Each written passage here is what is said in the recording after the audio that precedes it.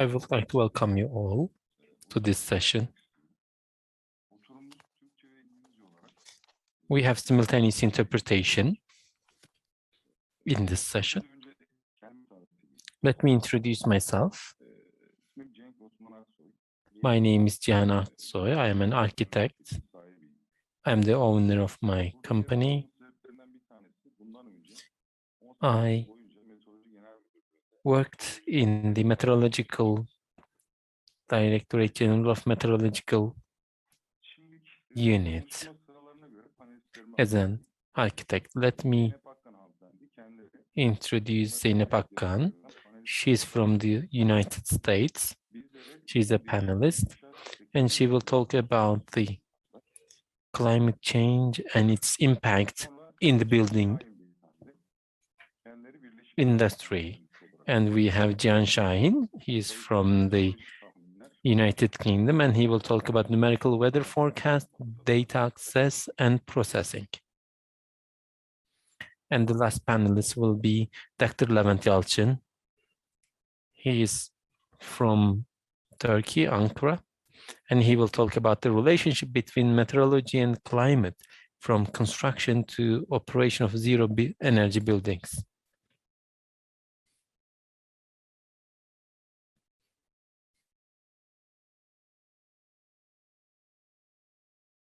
So if you want, let me give floor to Zeynep Akkan. Yes, the floor is yours.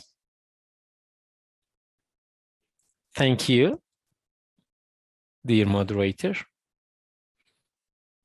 Let me share my screen.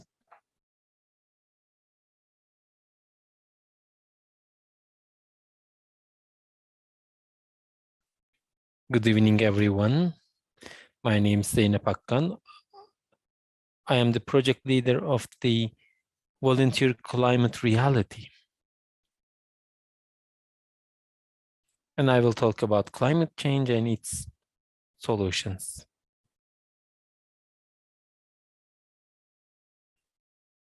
Yes, now this slide works. Can you see my screen?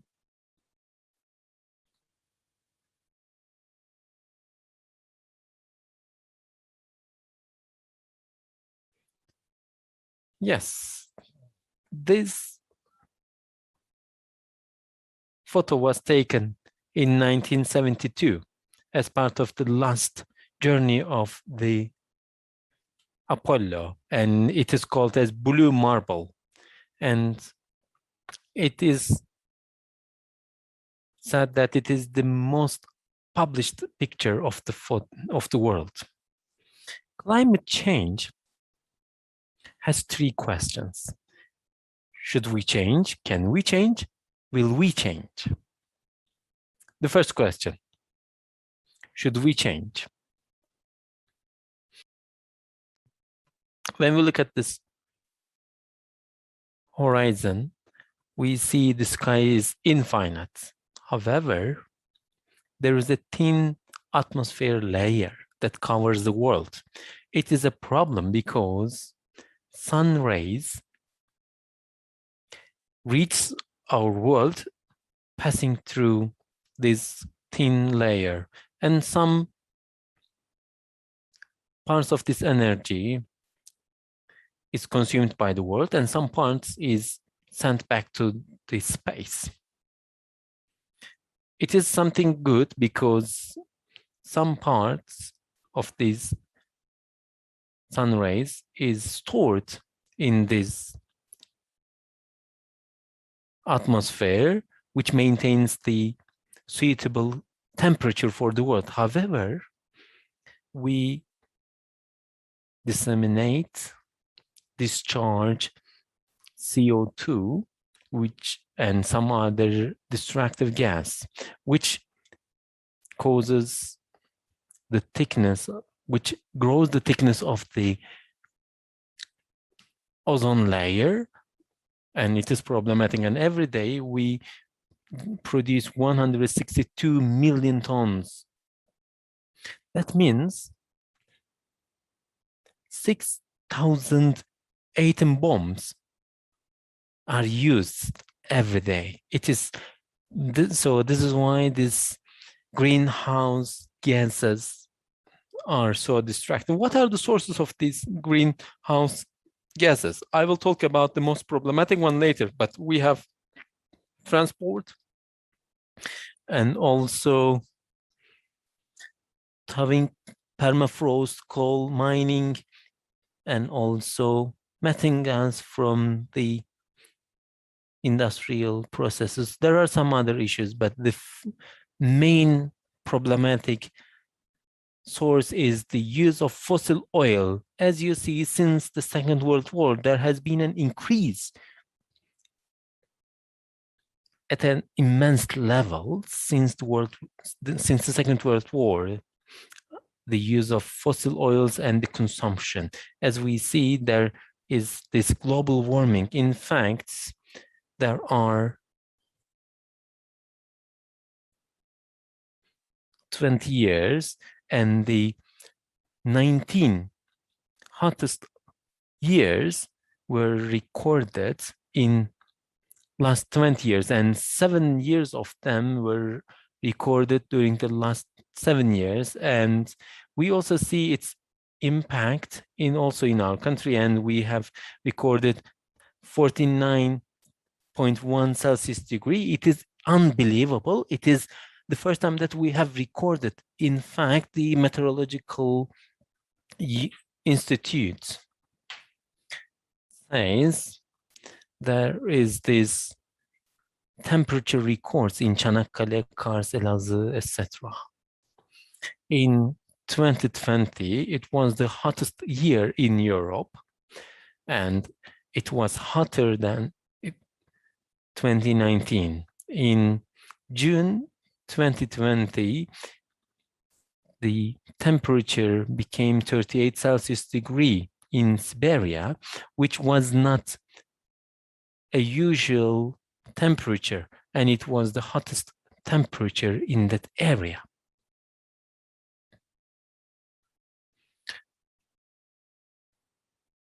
Considering that 71% of the world is composed of oceans, this extra heat goes to the oceans, and 93% of this heat goes to the oceans. Of course, it increases the temperature in oceans, and when you learn that there was a new record in 2020, it is not surprising to you. So when there is an increase in temperature, oceans evaporates, and then it breaks the hydrologic circle because there is evaporation, there's raining, and then it returns to lands in the form of rains. And as a result of this, we see that the typhoons or the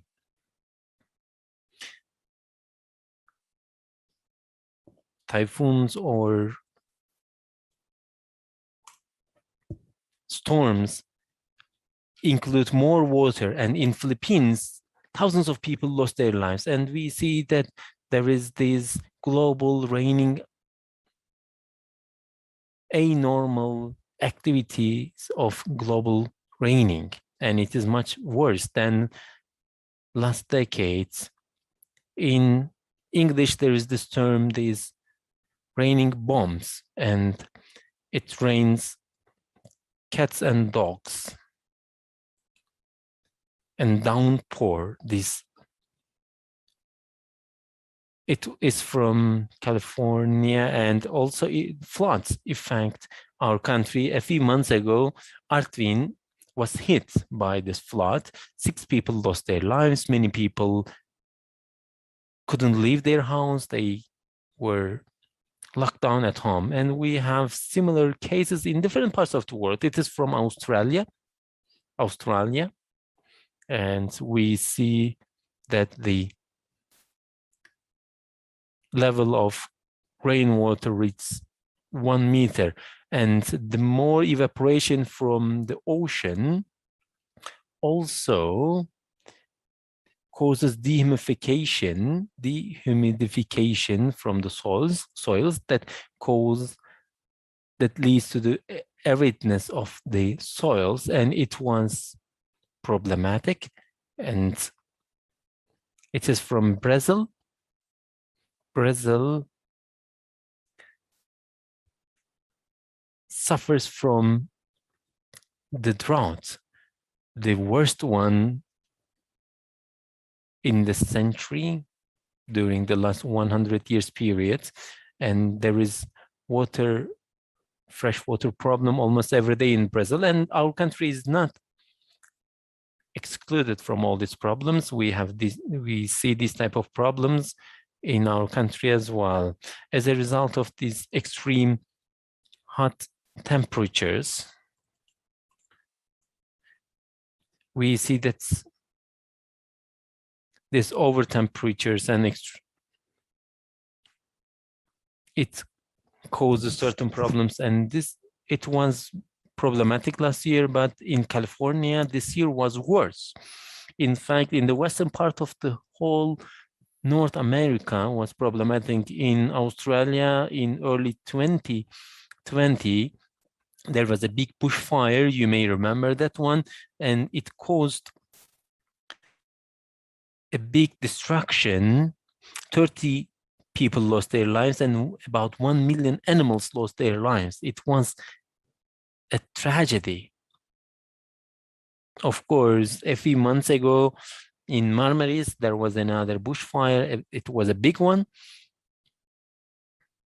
And there were 259 bushfires in 42 provinces in 2 weeks' time, and about 20 people lost their lives, and it was a big disaster. These extraordinary air disasters are increasing in all over the world. Extraordinary climate disasters, and as a result of the increase in temperature in Greenland, these glaciers are also melting, and in 2013 glaciers were totally melt. As you see, it has been accelerated. In fact, it is 4 times more than the calculations. So what we see that in addition to glaciers, the permanent ice layers are being melted, and it is important, and the ice loss per year in billion metric tons in Antarctica. And of course, what does it mean? What will be the impact of this ice loss? That means the level of water will increase, and the cities which are close to the seas might be lost. And you see the list according to population, but according to the properties based risk map, we see too many companies, but we do not have it. This list doesn't have European countries, but when we look at the European list, we see that 2 out of 3 most problematic cities are from Turkey. These cities are as follows: Istanbul and Izmir, and there will be 230 million US dollars damage if there is no control over the temperature. It is from Miami, and it's an octopus. So in Florida, we have these sunlights, and there is wind and tides. As a result, there is this flood. We have seen New York in that list, which is under the threat of this 30 billion US dollars, is under at risk of material loss if there is no control over the climate and temperature. Of course, countries that are island countries like Kiribati, when it was underwater, Kiribati is the first country that bought lands from other countries so as to move so as to transfer its citizens to the new lands. It is, of course, important for the national defense, and because the climate change will cause problems in terms of access to water, food, pandemics, and also refugees, and also there will be disputes over access to all these resources. And of course, it is also a health problem because of the temperature, because of the over temperature, our health will suffer from certain diseases, and it's a threat to our health.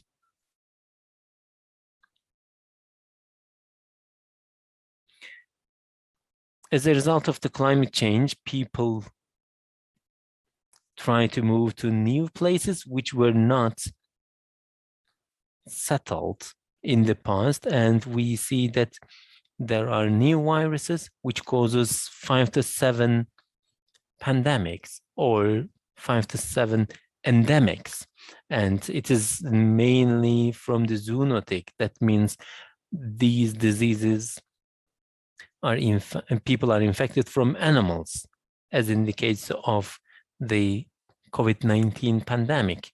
And we also see that tropic diseases are disseminated because this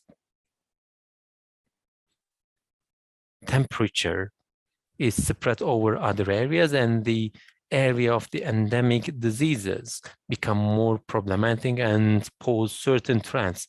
In this period, there is a risk of losing all species, all terrestrial species, 50% of the terrestrial diseases, of course, and the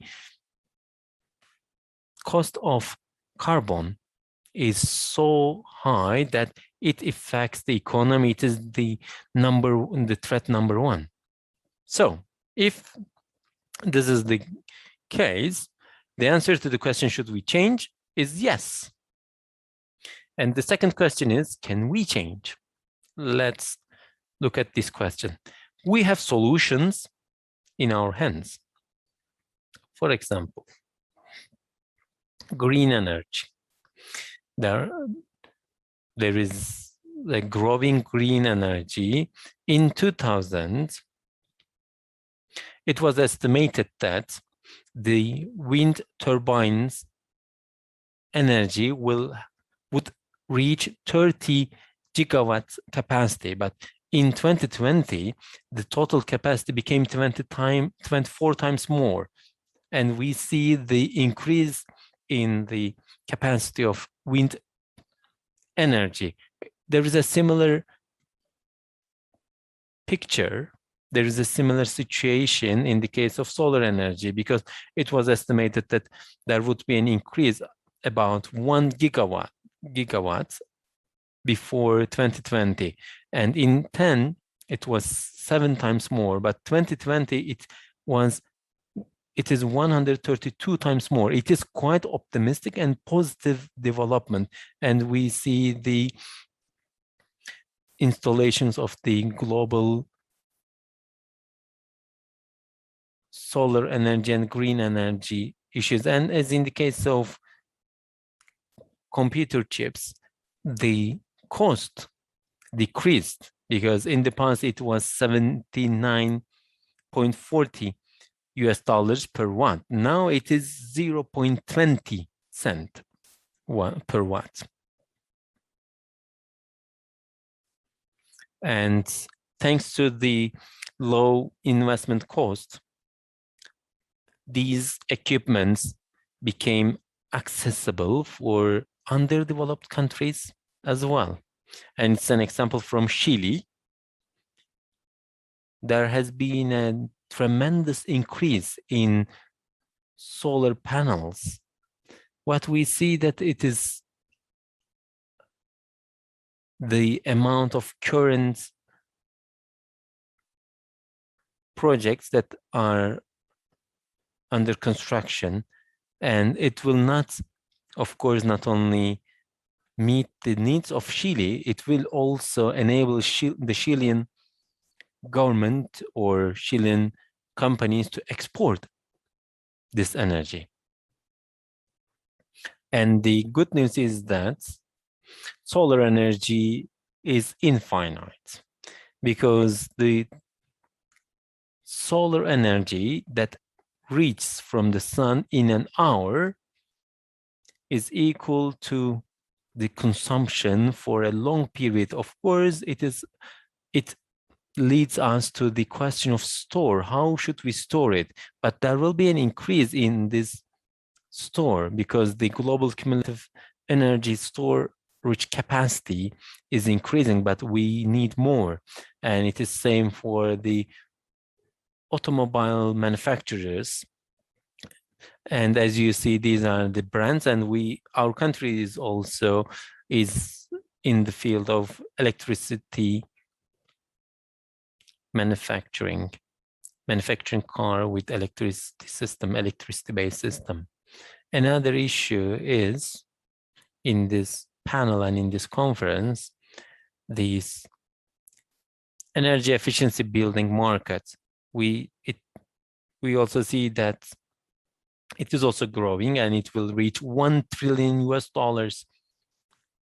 in the market. That means better windows, better glasses, and better lighting, and so that these buildings will be more efficient and will be zero energy buildings.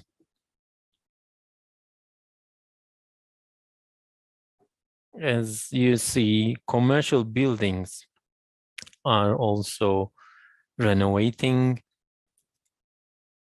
their houses for building and energy efficiency, and it will reach about $1 trillion, which is also promising. LED lights in 2025, it will reach 95% in the total market. And also we see, as a result of solar markets, the cost decreases. The curve shows the decrease. It was $160, now it is less than $10. So the question of can we change is yes. The most important question is, will we change? As we all know, in 2015 there is this Paris Agreement, and all nations committed that they will work together to reduce the green gas emissions by 2050. And Turkey is one of the countries that signed, but Turkey was one of the countries that has not ratified that agreement by the assembly. But we just recently heard that this agreement would be submitted to the parliament and it would be ratified by the parliament. It's very promising. And Donald Trump, the former US president, withdrew from the Paris Agreement, but as following the election of Joe Biden, the US rejoined the Paris Agreement. It is very important, and the US is making investments in this issue. Turkey is making investment in this issue as well. It is important because conventional energy share holders became bad investment tools. Now people are making investment in clean energy companies. And more than 300 global companies declared that they would use renewable energy in all their activities. And last year there were 200 companies. Now it became 300, and there are companies also from Turkey. In addition to the companies, individuals also and citizens also demand change from their governments. And this photo is from 2017, and more than 400,000 people marched at that time. And Climate Action Week is from Tennessee in 2019. On the same day, there were climate actions in Turkey and in different parts of the world. It is from Antalya, but there were actions from Ankara, from Karaköy, and different parts of the country. And it is from last year, from Bodrum on 20 September of 2020.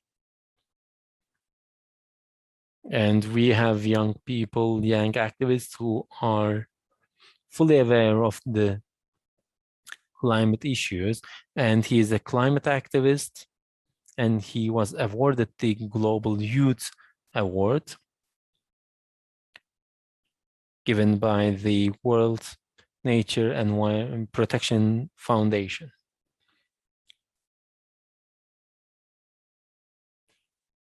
So,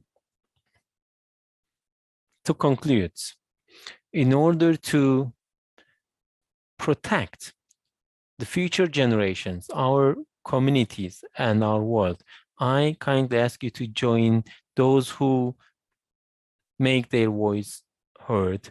Vote for this and make your choice, because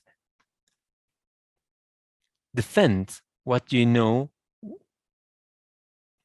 what is true and what is right, because the world depends on you. Before I give the floor back to Cenk Bey, I would like to remind one port.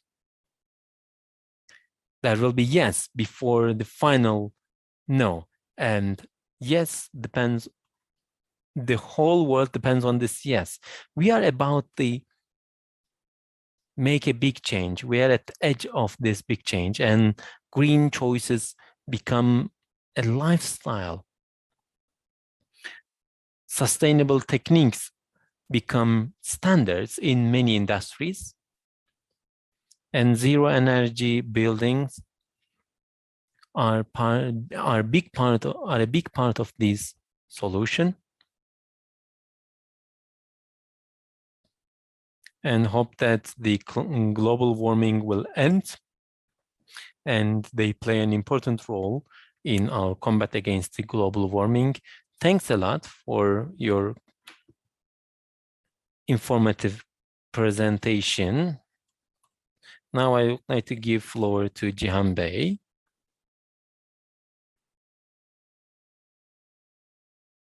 Hello. Yes, I can hear you. Shall I begin? Yes, please. Yes, please.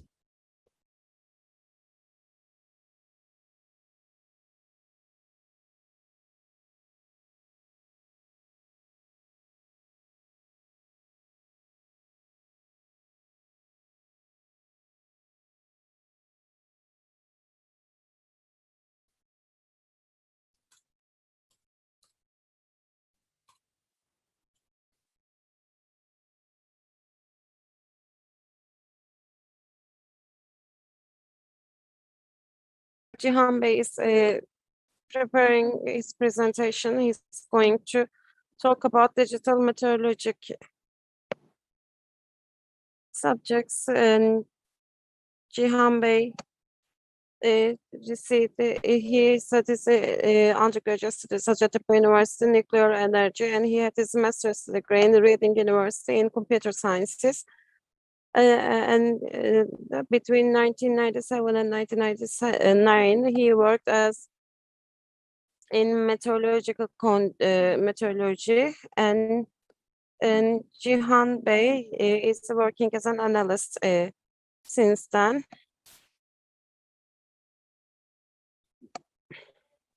Cihan Bey, the floor is yours. Thank you, Cenk Bey. Thank you. I think you can hear me well. There is no problem with that.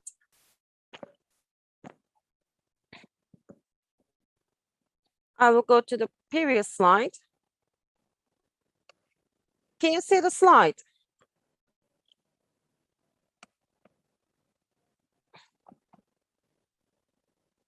Yes.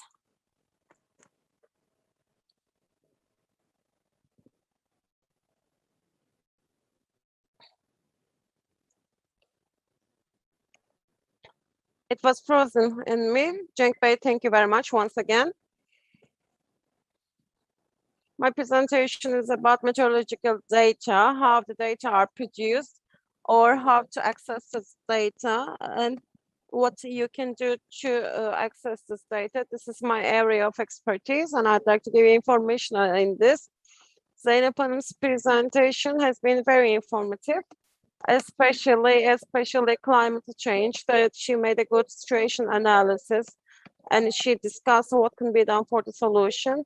In my presentation will be a bit more technical, and it's about the data we have. How can we use this data?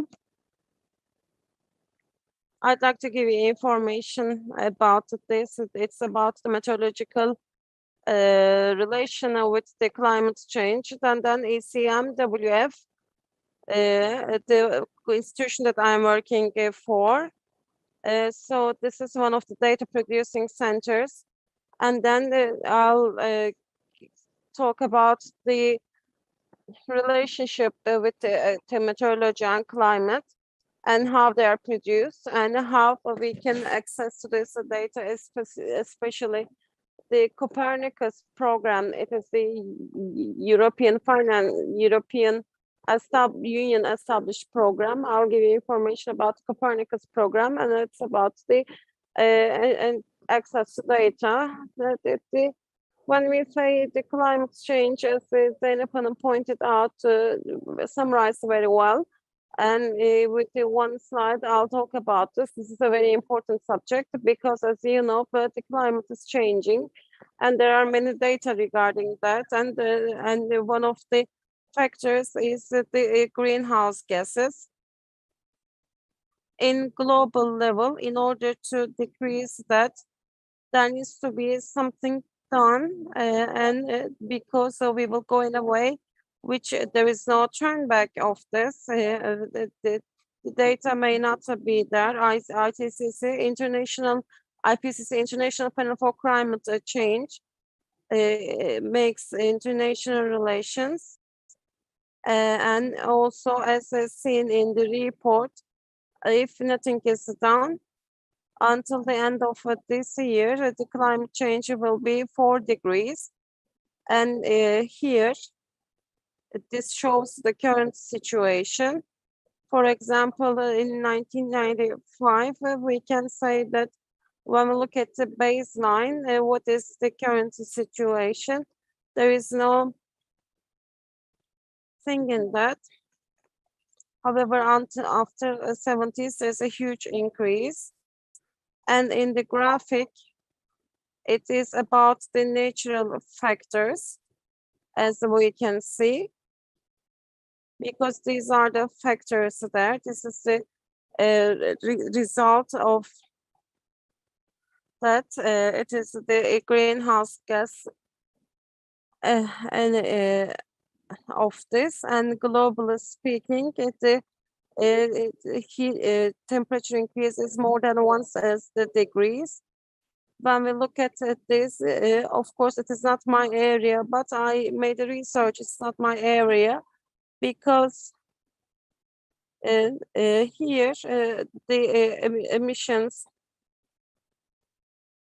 through that, and regarding that, the total greenhouse gases is 34%. So the importance of the conference that you're holding, it can be unfolded here, because there are emissions from the buildings, and it's about heating, or also the people there, and here the definitions with the data actually covered 40% of this, and it's a huge number, I believe. In order to achieve the figures, we have to have the zero energy buildings. Why it is important? So in order to achieve this, the most important thing is about the energy and sustainable energy in order to achieve this. And of course, it's the energies that buildings need to develop the energies that they want, and it's about the renewable energy resources.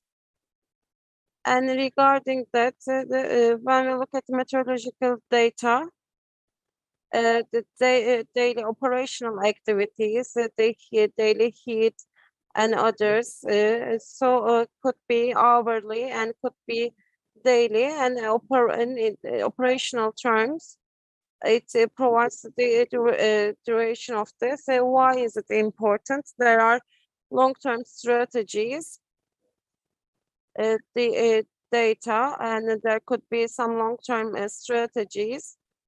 And of course, that is important in that when we say meteorological data, there are two factors. One is the activities. There are meteorological gases, and also where do we have the data?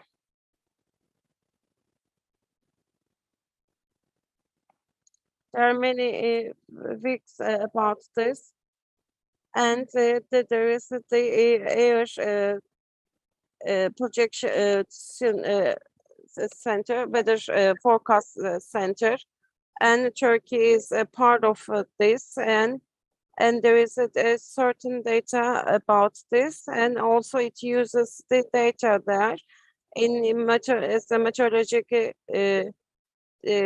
center, and as we call it BCMWF, and the data computers can be there. And what does ECMWF is doing? This is a center, and we can say that there is at 724. It's an operationally global. In global scale, it makes it a numerical weather forecast. These could be monthly and others. And the operational data, there are other data. There is this information, and ECMWF is there in order to have the data, and it is the largest meteorological data, and Turkey is part of that institution.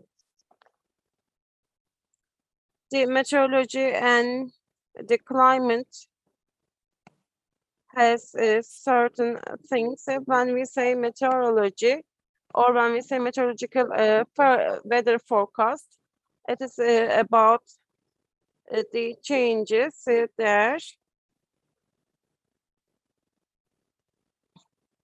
And when there are the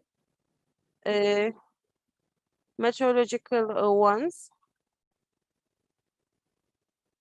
and it is a certain data set, but there is a projection there, and the energy used and the systems design for all these. You can look at it's all needed for increasing the efficiency. And here in this graphic, we can see is socioeconomically. We see the European World Meteorology Institution is having this. It is a construction and meteorological and atmospheric data, and there is a 1 billion data, and it's about the water and others.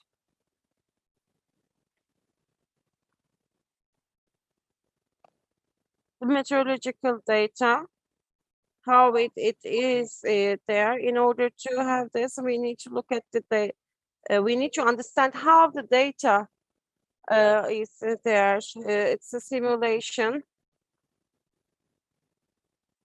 It is working in super controllers.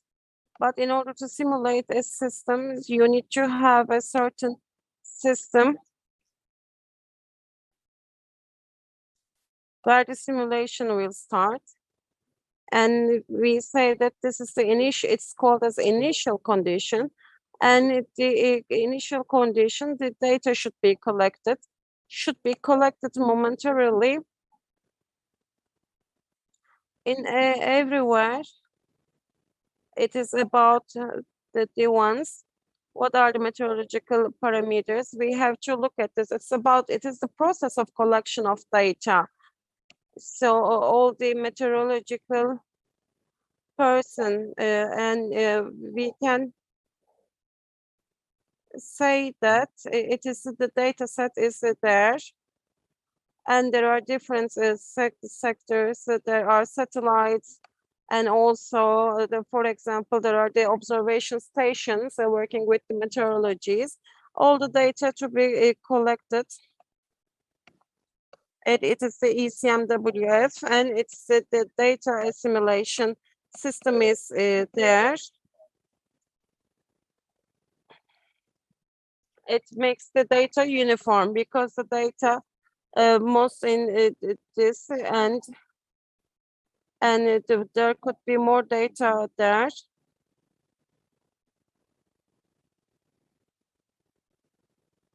And here, for this is called as data assimilation, and the model is there. The simulation is there, and of course, it takes a long time. There could be rain and others, and in different styles. After the model is there, there could be 3 days, hours, daily. These are the parameters. When we say meteorology or when we say meteorological model, it is composed of that. It is done twice a year, twice a day, I'm sorry. And Cihan Bey, sorry, you have lost 5 minutes. In order for this process to be successful, the initial conditions should be defined very well. And the simulation should be there. Of course, these conditions, the simulation, even if you have a good simulation, the data will be bad. And therefore, there is an ensemble system is there. And there are different conditions are studied, and also the statistical data is taken. So the meteorological data production is important, and of course it takes a long time. And the meteorological data is from the grid point, and the data is called as resolution. 9 kilometer, for example, ECMWF model, and there are regional models. The resolutions are very high. They could be 1 or 3 kilometers, and the data there can be used for the design work. And this is the resolution to be used. What is the data access? So with ECMWF, most of the data are paid, but they will be at the same time be free of charge. It is digital data, and you can use this. So the ECMWF is the data is for everyone. You can see that. And except for this, for the global numerical parts, some of them is the European American Center, and you can have access to that, and you can use all the data. And there are other data that the climate data is produced in the same way. However, there is a reverse chronology the simulation because it is not a uniform data and it is not there. So the same system is used. So it's a meteorological model and we use it in a reverse way. And there's a data set. We are we say that there's a heating compared to 1965, 1950 or 1960, and we can use this data. And we can say that it is called era. It is called as IRA data. When you look at this, you can look all this, and this is with there's a program called Copernicus, and within this, it can be used free of charge. What is the Copernicus program? This is based on satellite observation. It is for environmental information and monitoring program. It's a huge budget program. And there are these systems, and there is atmospherical monitoring. And we look at this, and this is the other data. And for monitoring the data, also managing the situation. There could be a flooding event, or there could be other fire outbreaks in the forest. They are all looked at, and there are different 6 programs. And the climate data can be taken in Copernicus program, and you can look at this, and there are climate bulletin published in every month, and with the different centers, they can use the centers. And when we say there is a CDS system, and when you enter into this system, there could be 3 hours, 6 hours, monthly, annually. You can say this. So if you are going to make an activity in this, if you're going to make a commercial activity, the Copernicus system, you can enter into this system, and likewise it's possible to access to data sets, or they're all free of charge when we say CDS. And you can see the atmosphere here. It's atmospheric data storage. And there are these addresses in my slide. And there could be aerosols and others. And but the gases with them, there could be some models and climate data. You can have access to all of them. I've been a bit fast, but this is all I would like to say today. All the activities are very important, and the meteorological data is important regarding this. And all the data is there, and you can have access to them. And thank you very much for your attention. Thank you very much, Cihan Bey, for the information you provided. Now I'd like to give the floor to Levent Yalçın. I'd like to introduce Levent Yalçın. He has a Metosfer company. He is a research which is established in Gazi University. He owns the company, and he is working as a meteorologist. And of course, it's about the system and He is working in R&D in terms of photovoltaic solar energy. He has these books about this. We can start with that. I hear you. Thank you. It's been 45 years. Zeynep Hanım made a depressing but then promising presentation. They were very good visuals. And here, he made us sorry, and Cihan Bey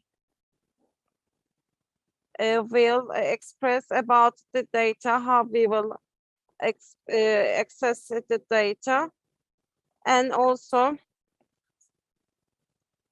he gives the methods of this, and with the meteorologist background and with Cenk, with the information when we gather together all this. I'll talk about the passive house, and this is the forum of this, and I'll talk about the zero build forum. I wanted to make a contribution to there. So I'll talk about someone who's been there, and I'd like to reiterate Yasemin Somuncu. She had made a lot of contribution, and then I'll start my presentation. When we say meteorology and climate, with regarding the zero buildings, there is an address list. I will not use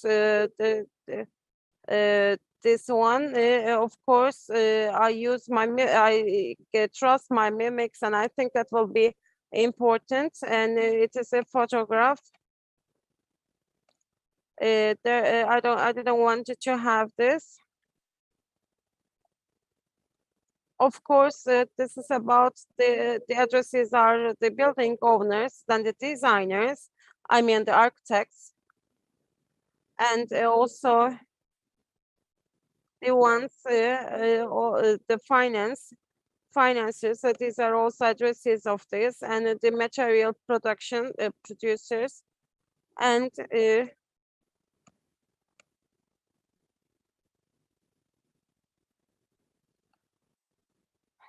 of course, the audits and the auditors there, and also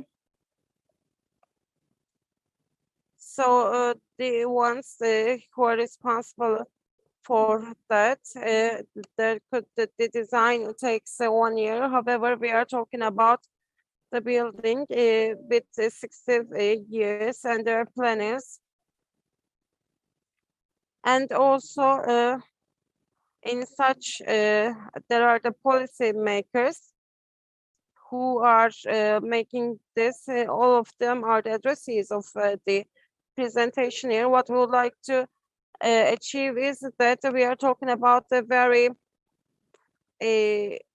assertive subject, and we look at the energy efficiency, energy need, and it's about taking out the ones. And when we look at where the energy demand is here, it's about HURTT, and it covers all of this. And there is this ventilation, and I made a list, a mental list. We can involve lightning, this the energy consumer as well. Energy couldn't be only electricity energy. People think of electrical energy first, even if it is a secondary resource source. We use electricity more. We are talking about the hygiene, and of course, hygiene is there in the air quality and the microorganisms. And all of this is related to the building operation or the design of the building.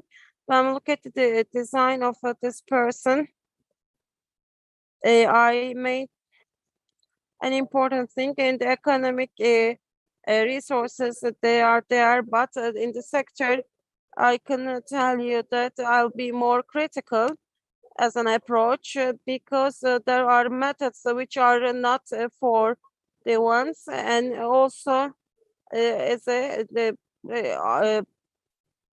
outside part, we have to look at the climate data and meteorological data, the current meteorological data, and it covers that. However, when we say the climate is the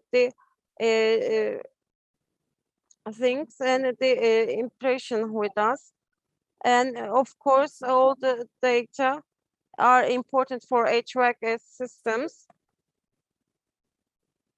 We have to look at the climate data, not the meteorological data.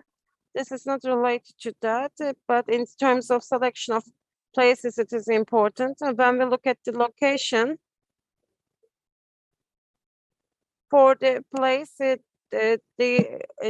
is important to have the climate data.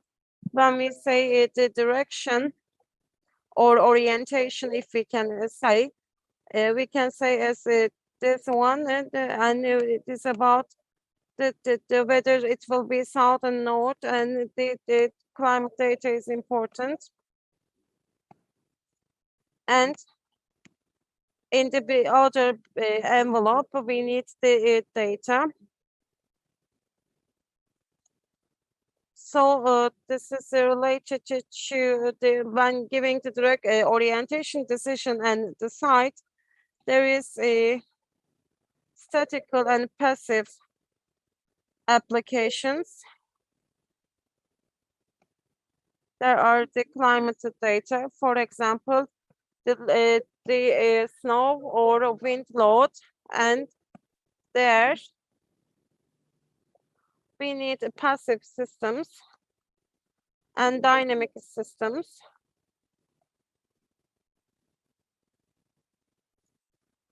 And it's about the daylight, and it's about how you make use of the daylight in the most optimum manner.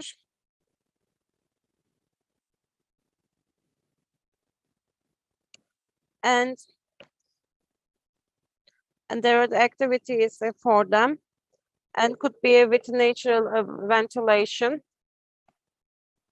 So you can use this, and you can use in the center. You with the increase of this passive designs, and in addition to that,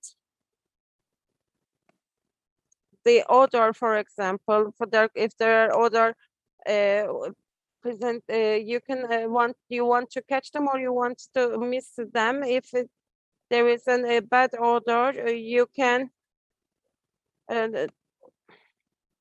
There is like it's you couldn't do that in this one, and there could be a one, and of course you want to be there.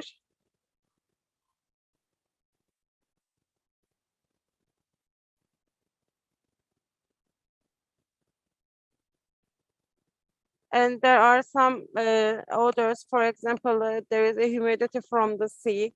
It's an expectation that you want, or you can use the iode and salty weather. This oxidize the metal parts, or there could be the source of smoke, for example, the lightning and this sound, for example. You want to have the take it, or you don't want to take it. For example, after the pandemic, for example, this is more important in pandemic because some microorganisms are triggered with certain air conditions, and there is a water, and there is water with precipitation, and because of the hydrological cycle, there is the subsurface water. We want to avoid it, or we want to say how, in what kind of a topography are we building our constructing our building, whether the highest precipitation will give harm to our building or not, And of course, in Ankara Gölbaşı and İzmir Metropolitan Municipality, there are the water collectors. It's about the water collection. It has become mandatory for the buildings to be licensed. So we wanted to get rid of this, or we want to avoid them, or we want to collect them, or we want to transform them by true collection of the precipitation water. And there is a lightning. So if there is such a building, of course, that you can have the building, and there could be a metal part there, and you can have the ones, and it's a passive system, and it's based on the climate data, and that could be only decided with the certain data. Of course, this is known by the sector, and everyone is saying this. I've been following the sessions for 3 months. For example, I followed the Filiz Pehlivan and Gamze's presentation in the TR45 session.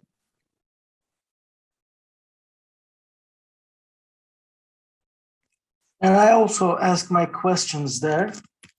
They showed examples from their own work as well as from around the world for zero energy buildings. But when it comes to benefiting from the climatic data, they said, of course, we benefit from it. It's very important, but I came to the actually conviction that they don't have a very well collected data. That's what I understood from their discourse. We have a discourse actually regarding the energy efficiency in the legislation. And here Article 7 refers to formative measures in the design of the buildings. Architectural and parcel should be taken into consideration.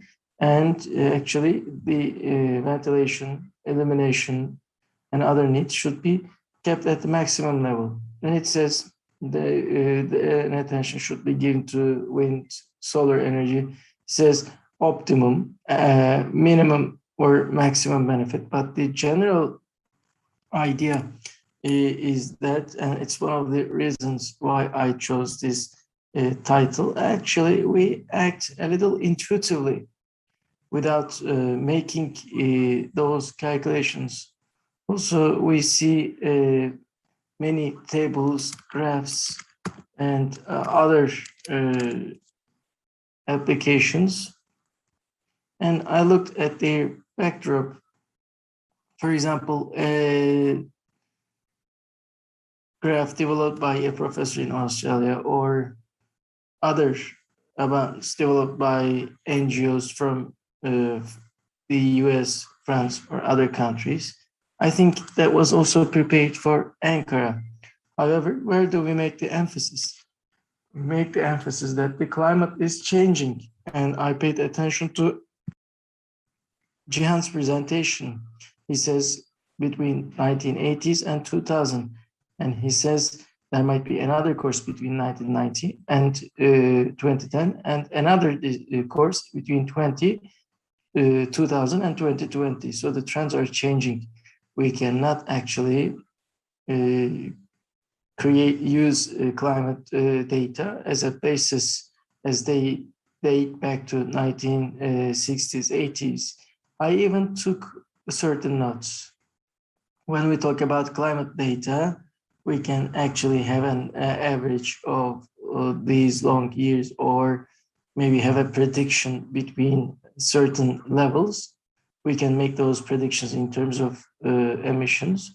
However, in engineering, we should look at the climate projections as the basis, because we are going to use these buildings not retrospectively, but towards the future. And when you introduced me, you referred to actually the books I wrote about solar energy. There's this other example, and in terms of climate change, we had certain slices. The numbers might vary, but the humidity actually decreased from 80 to 60, and then fell to 55, and then 50% in 2000, and even 45% even in 2010.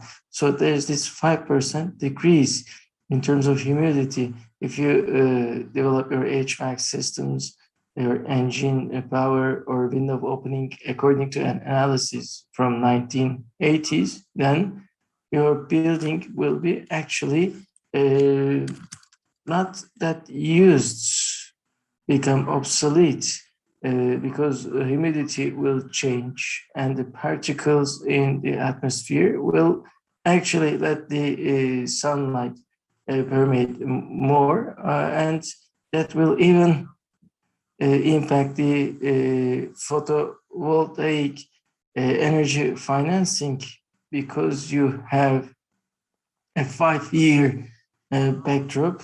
Actually, you see more radiation, which means actually these lights are carried to us through photons. Electromagnetic wave actually transfers it, and it causes the globe to warm up. So there's such a recommendation in the legislation, and we understand that it is actually required. So I do not want to use the wrong word here, but we are talking about environmental conditions. What do we focus in terms of sheltering? We focus on external walls so that we get protected from outside conditions. But if we do not work as engineers, I mean, we won't be successful if you have, for example, 80 centimeter thickness, right? And the building will not come down, right? Dear architect colleague, you should look at how to decrease it to 30 centimeter and make the most of your materials. So you may have a heating, cooling, or a ventilation system design. You need to look at the pipes, the engine power, etc. of all these devices. And are you trying to, for example, decrease the value from 20 to 12, or to whether you're trying to increase 10 to 20, for example? That's what I am actually, that's why I'm actually fighting with certain terminology. For example, one of those terminologies concern type projects. I mean, we have 2,002 cities at 2,200 meters, or we have cities by the seaside and mountains, and seas actually impact the climate. You have 2,002 meter square rain for that meter in Rize, and then you have 350, for example, that value, and then you say, we have type buildings, or you have standard devices. I mean, in the centrum of Ankara, the measurements, for example, in Keçiören has been a representative figure, but there's this area called İncek, where we have actually much structure. And here, almost there are buildings with a height of 100 meters, and then we see differences of 5 to 6 centigrades. I mean, we say, let's keep the global warming at 1.5 degrees, and people look down on that. But let's give this example. For example, you have a 36-degree body heat. 1 degree of increase actually makes us go to emergency services. Therefore, we should interpret that 1 to 2 Celsius degrees in the world as such. If you do designs in İncek according to what you have in Keçiören, then your pipe goes from 3.7 to 3.9. But when you do it in a 100 floor building, think about the costs or the sort of investment you need to do for the engine. And there's also the operational side of it. So I actually deny this standard or tailor-made. I believe that tailor-made designs or location-based designs should be created. And here we should look at the character and target of the building when we choose the climate data. Cihan thankfully referred to Copernic program, and there are like 300 types of data pieces generated there. Of course, some of them are related to the ocean, but let's say we have 100 different data pieces, but our architecture sector in designs or renovations, like insulation or the recladding of the buildings, actually benefit only from the heat data. That's according to what they say. There are package programs and package climate data. There is such a concept. I think meteorologists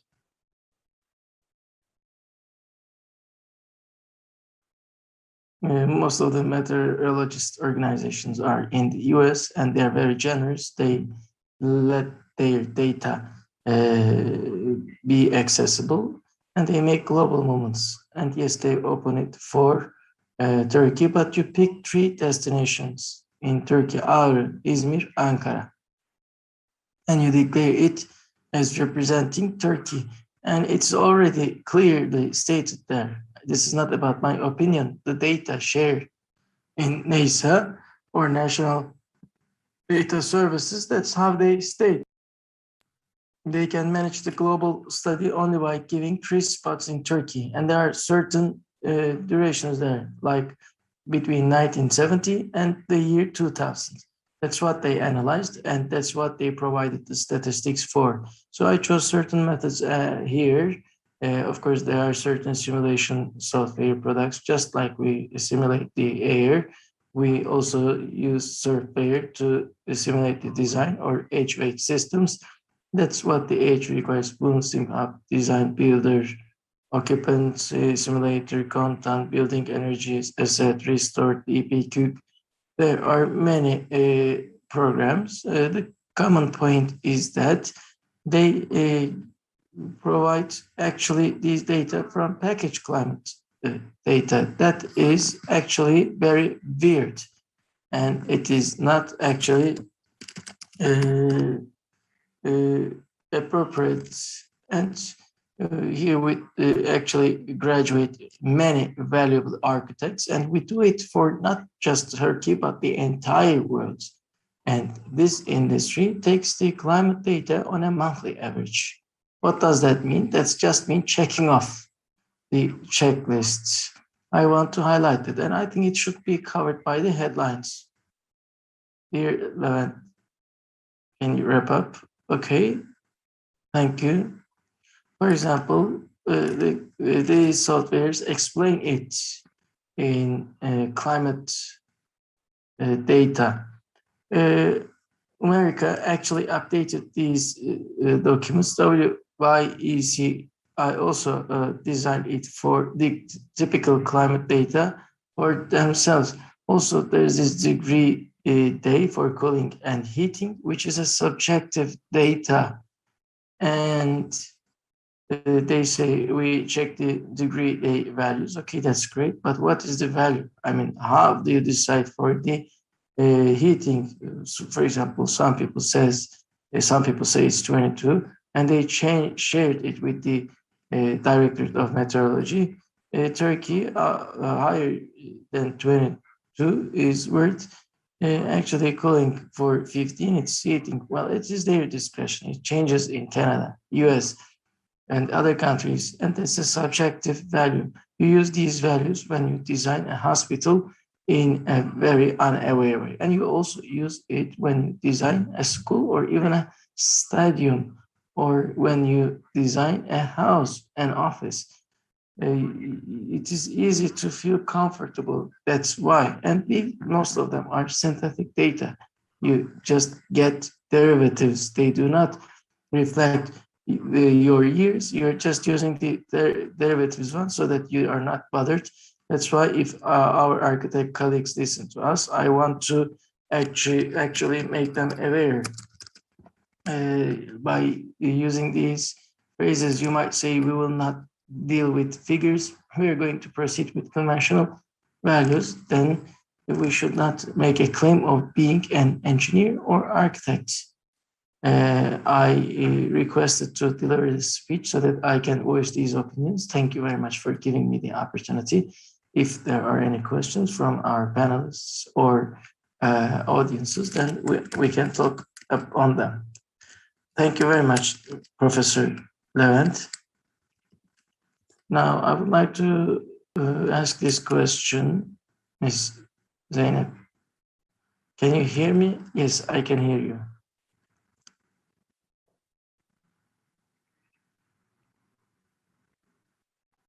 Is it only the greenhouse gases who are responsible for the emissions for the greenhouse? Do you think there is this impact of magnetic shift on the climate change? Yes, there are such assertions, but it is not something proven. And even some scientists think that it is an exaggerated thought. These people also thought that Neanderthals were destroyed by the magnetic shift in the poles, but it is not proven. Climate Reality Project has the position of discussing greenhouse gases on climate. That's how I think as well, but it's a beautiful question. There are such claims, but I don't think that our position would change depending on that. Can I add something? In addition to Ms. Zeynep?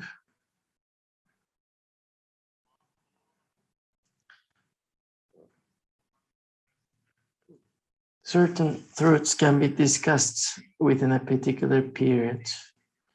The Earth as an existence going back to 3.7 billion years.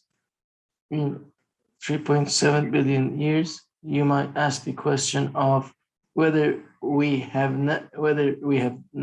never experienced this heat.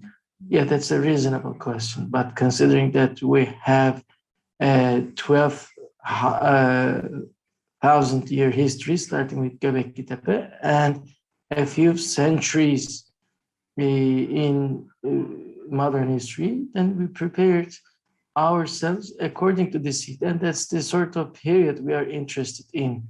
We look at the 10,000 period of humanity and then refer to risks or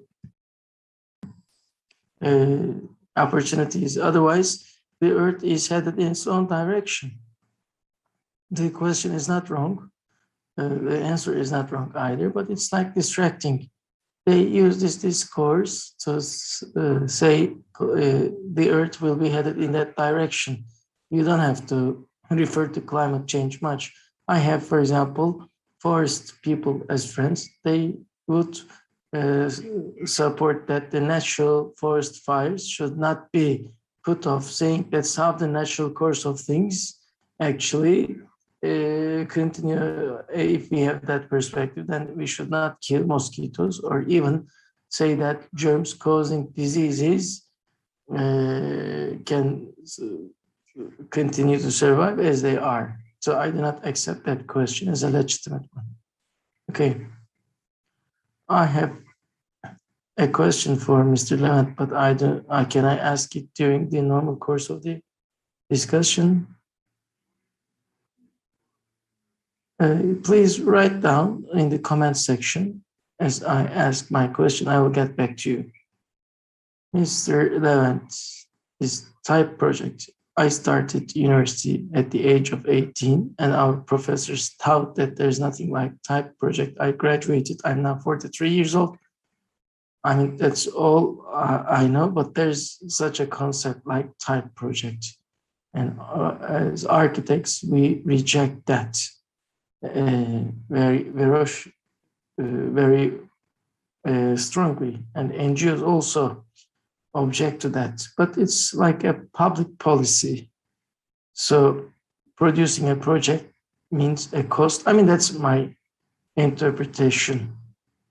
On the public side, they choose the type project for that reason, and they just address this static project. Why? As it causes casualties in earthquakes. So a ventilation environment of 15 degrees should change in another location, but the projects do not pay attention to comfort as a priority. Cost comes into play. I do buildings. A building I construct in Ankara and Antalya, actually, the stone wool thickness is the same, and our money is wasted. It's a funny thing. I wanted to make this remark, and also I wanted to defend the architects with that. And there's this question: are you actually trying to give a message to the architects? Are you making a criticism? And what do you recommend? It makes actually, it is meaningful that at least a few people heard it. Well, I have such a reprieve. Of course, everyone believes that everyone tries to defend their job. And I have a 35-year background, considering the profession and educational backgrounds. I think these things should be used as necessary. That's a right I should exercise. Also, I should defend it. When I ask it, certain architects, they say they are not aware of it at all. So if supply is a few steps ahead, it shapes demand, and vice versa. I'm on the supply side, and I should inform the demand side, saying that it is a necessity. Otherwise, that they face losses. I'm trying to teach or provide information to them. Also, I expect this very well educated people should give it a chance, give it a go. Do I have a product in my hand? No, but these areas need to be studied. Otherwise, we are going to use the synthetic data produced in the US and Canada as synthetic data for the projects we implement in Turkey. Mr. Cihan has a question. Maybe you can ask yourself.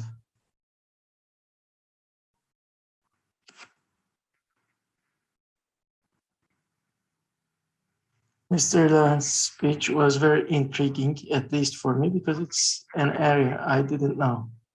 But as I listened, I grasped the importance of it. I learned many things. And as I learned them,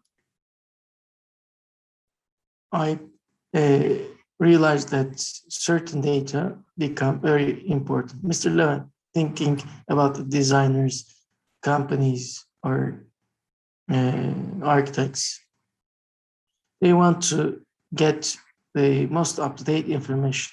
They have such a demand. Where should they apply to? Is there any company, is there any institution that can provide customized information to them? Do you know of any system so that they can get hold of this information? I'm talking about accessing information or knowledge, but actually, majority of the things should be done by themselves. The information is out there. There are data, or there are explanations about the data, but they need to read and study it so that they can make it appropriate for themselves.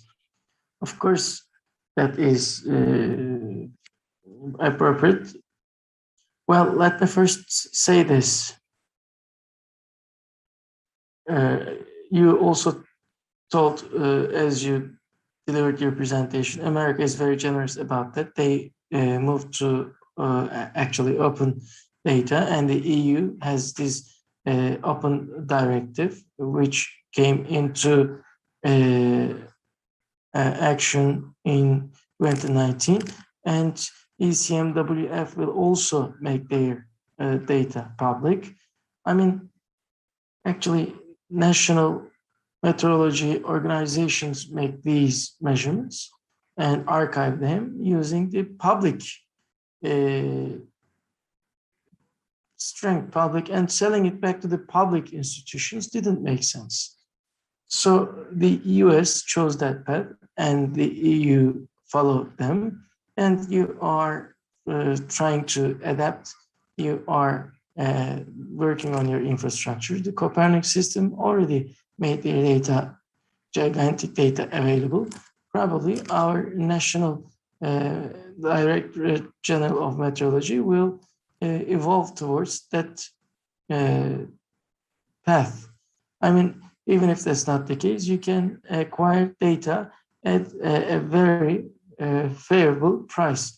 But if the pressure comes from the demand side, and there's this concept of weather business in the US, I actually started to compile hundreds of weather instances and companies working on them. Some of them are in transportation, some are in construction, some are in architecture, developing business. If they demand it as the demand side, I think the supply will develop further. I don't know which one should come first, but if the demand side requests that, then the supply can be better shaped. People doing R&D like myself, or people valuing R&D like ourselves, including professors and private sector structures that awaken, I think they can make such a request. But we are talking about $1 million projects, and please, Cenk, correct me if I'm wrong, everything from the roof to wall is built to protect from atmospheric conditions, but people are unaware of the information concerning the climates. And we have not the IoT, Internet of Things. You have automatic shutter systems, ventilation systems, motor systems. When are they going to be triggered? Who will trigger them? Or according to what will they be triggered? You will say, turn on the AC after 24, but are you going to just actually push the button? I mean, you are going to have a 10,000 lira measurement station in IoT, but you don't put it there. I mean, that's how the triggers will take place. So this is actually about awareness. Hopefully this forum will contribute to that awareness. Thank you, Mr. Levent. How are we going to figure it out? How are we going to resolve it, considering the public and private sectors?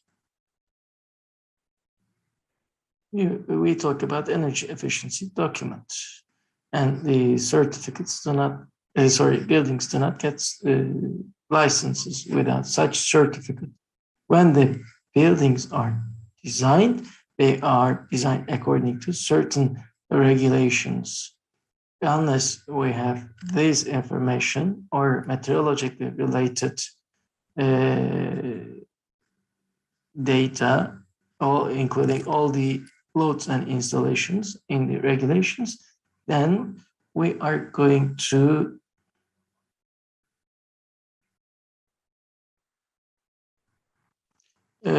see meteorologists like yourself or architects as the people paying attention to that. Other people will follow their own routine.